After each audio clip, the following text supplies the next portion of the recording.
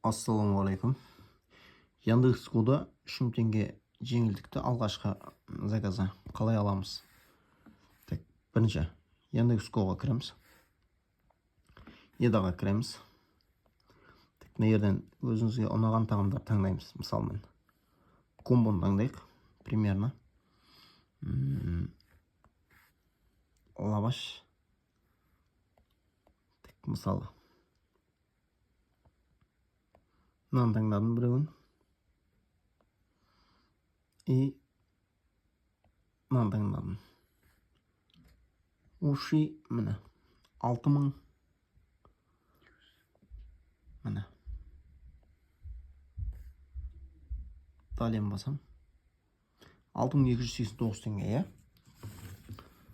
Осы жерде бүйтіп түсірсеңіздер, мына жерде промокод деген тұр. Міне, промокод. Осы жерді басамыз. Өтеміз мына жерге английский әріппен и үлкенмен В К З С Л Е 7 деп жазамыз. Сөйтіп бүйтіп басамыз. Көрдіңіздер ма? 3289 теңге болды. Міне. Скидка 3000 теңге. Міне. Яндекс.Годан заказ беретін болсаңыздар, осылай жасайсыздар. Оплатаға келетін болсақ, мына жерге міне.